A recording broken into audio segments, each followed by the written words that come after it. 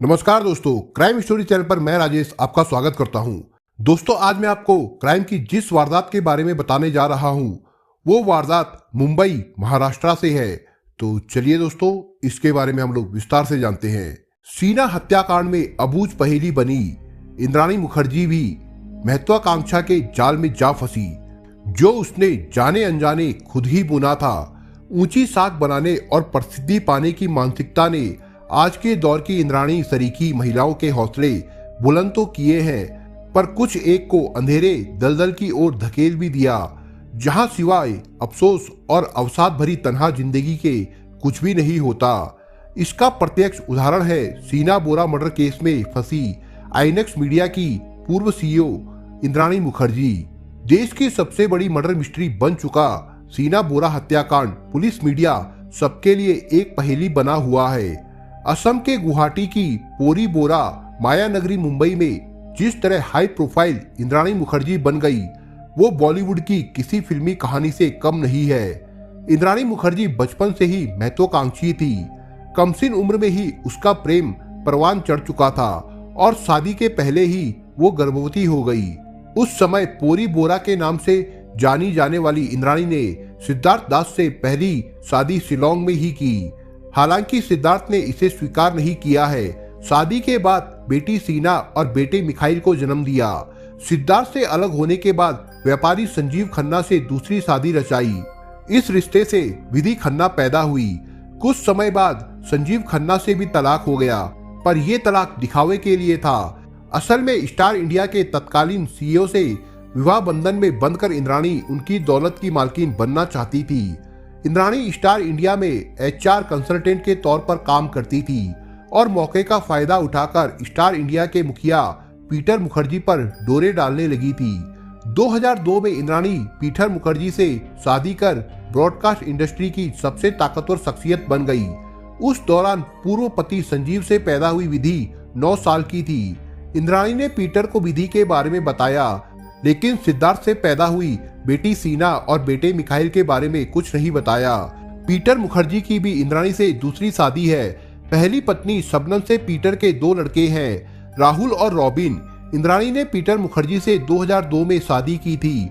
इसके बाद इंद्राणी और पीटर ने 2007 में चैनल शुरू किया। इस कंपनी में इंद्राणी सीईओ बनी। अंग्रेजी अखबार के मुताबिक इंद्राणी ने 4 कंपनियों को जोड़कर आईएनएक्स कंपनी में इन्वेस्टमेंट किया था, लेकिन 2009 में इंद्राणी ने कंपनी को $170 मिलियन में बेच दिया।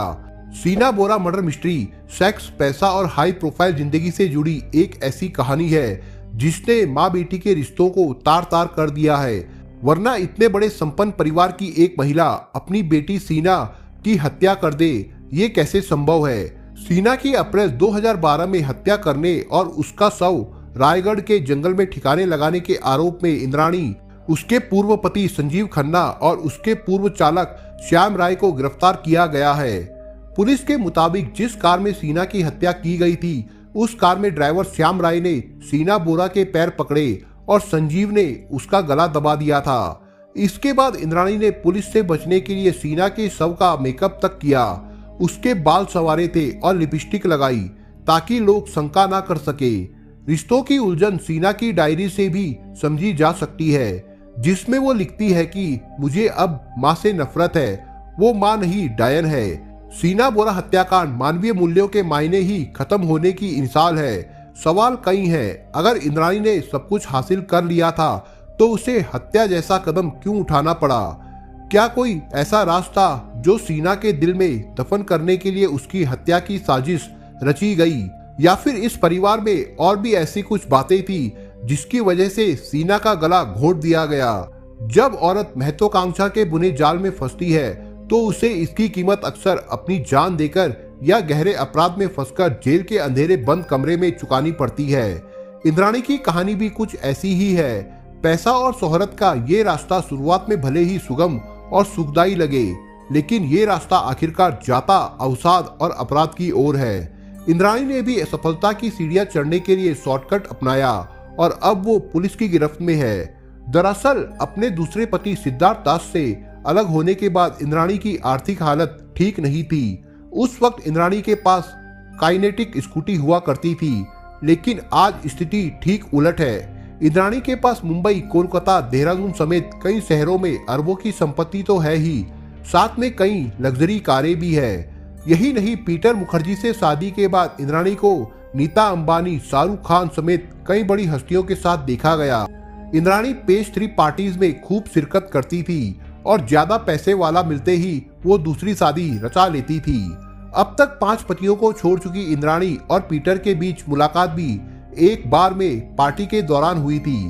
इंद्राणी के एक दोस्त का तो यहाँ तक कहना है कि इंद्राणी हद से अधिक आक्रामक और महत्वाकांक्षी थी। वो अपना काम पूरा करने के लिए किसी भी हद तक जा सकती थी।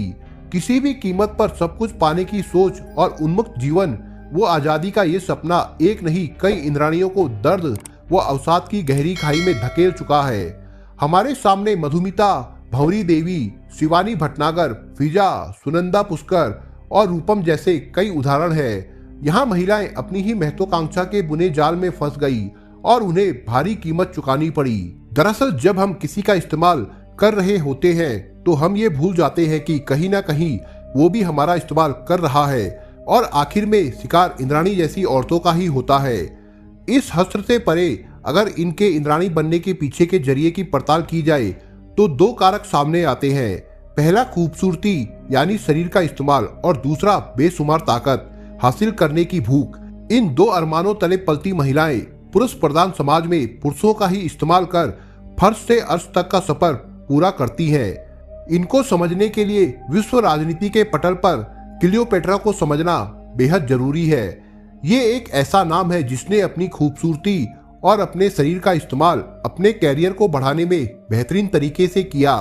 ऐसी अपराध भरी घटनाएं जब अखबार और टीवी पर दिन रात टीआरपी के नशे में घर घर परोसी जाती है तो सामाजिक तबके पर इसके अलग प्रभाव दिखते हैं। कोई हत्या की इस गुत्थी को चटकारे लेकर गली नुक्कड़ में सुनता सुनाता है तो कोई अपने घर की फैली सड़ान से इसे मैच करने लगता है।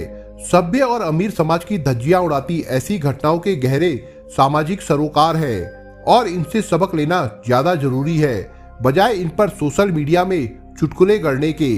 ये हालात किसी के घर के भी हो सकते हैं। सीना मर्डर केस का असर राजधानी दिल्ली के एक प्रतिष्ठित प्राइवेट स्कूल में 7वीं क्लास के एक छात्र पर कुछ इस तरह दिखा कि उसकी माँ उसे इंद्राणी मुखर्जी की तरह लगने लगी है। उसने नोट्स में अपनी माँ के बारे में लिखा था, मैं एक नाजायज बच्चा हूँ, मेरी माँ इंद्राणी मुखर्जी की तरह है, उसे बहुत से आदमियों के साथ सेक्स करना पसंद है। टीचर ने इस बात की जानकारी स्कूल के प्रिंसिपल को दी। प्रिंसिपल ने उस बच्चे के माता पिता को मिलने के लिए स्कूल बुलाया। बहरहाल अब वो स्टूडेंट काउंसलिंग की प्रक्रिया से गुजर रहा है। फर्ज कीजिए अगर इंद्राणी ने सीना की हत्या नहीं की होती तो क्या सब कुछ ठीक होता इनकी जिंदगी में? कतई नहीं। सिर्फ हत्या प्रकरण को हटा दे तो भी सीना अपनी माँ से नफरत करती।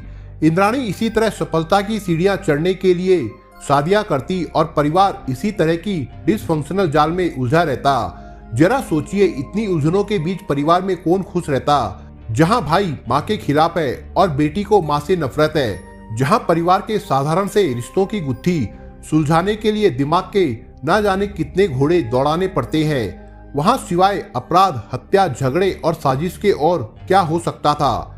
आज के इस युग में जब संवेदनाएं सूख रही है और संबंधों का भी बाजारीकरण हो चुका है, ऐसे में महिलाओं को समझना होगा कि सशक्तिकरण का अर्थ सिर्फ धन कमाना और ऊंची पहुंच बनाना नहीं है। सशक्तिकरण का सही अर्थ है जागरूकता, संवेदनशील सोच व सतर्कता और अपने सामाजिक और पारिवारिक मूल्यों का बोध। दोस्तों, आप अगर चैनल पर नए हो तो आप चैनल को सब्सक्राइब करने के साथ कमेंट बॉक्स में इस कहानी के बारे में अपने विचार जरूर लिखिएगा। मिलता हूं एक नई कहानी के साथ, तब तक के लिए अपना ख्याल रखिएगा। धन्यवाद।